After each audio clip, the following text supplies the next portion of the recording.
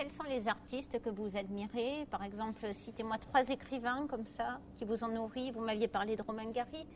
Ah oui, bien sûr, j'aime beaucoup Romain Gary. J'ai beaucoup aimé La promesse de l'aube, qui a été adapté au cinéma récemment, parce que je trouvais que c'était...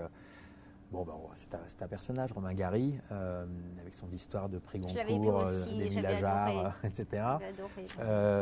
Mais il y a quelque chose qui me touche dedans, moi j'ai des parents que j'aime alors énormément, qui m'ont toujours aimé énormément aussi.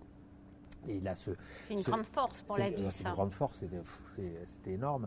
Mais il y a ce deuxième paragraphe, je crois, dans La promesse de l'aube, où il part de l'amour, parce que il avait cette mère qui était vraiment tellement présente, tellement riche et tellement pesante aussi pour lui. Alors, ma mère n'est pas du tout comme ça, mais en tout cas sur la partie aimante, elle est comme ça.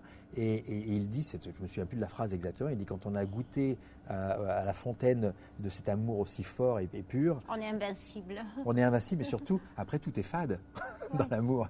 C'est tragique, c'est terrible. C'est terrible et à la fois c'est puissant. Donc j'aime beaucoup Romain Gary, je trouve c'est une vraie époque.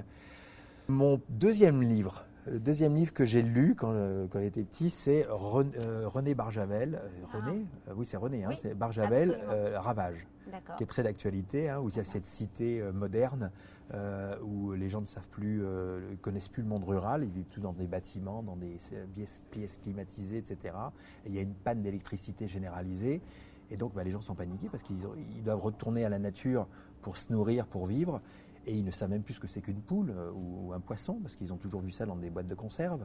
Et donc il y a ce vieux sage qui apparaît et qui va sauver un peu l'humanité en réexpliquant et rééduquant tout le monde. Donc c'est un sujet qui est très d'actualité avec le changement climatique et cet exode rural qu'on a connu, même s'il y a un inversement maintenant un petit peu, où les gens retournent un petit peu dans le monde rural. Donc c'est qui a beaucoup plu. Et puis quoi d'autre ?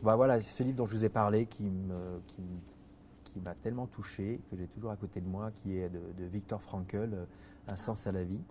Ça, je le lirai, je retiens. Édouard Louis, là, une belle surprise, changer méthode. Très engagé aussi sur la cause LGBT.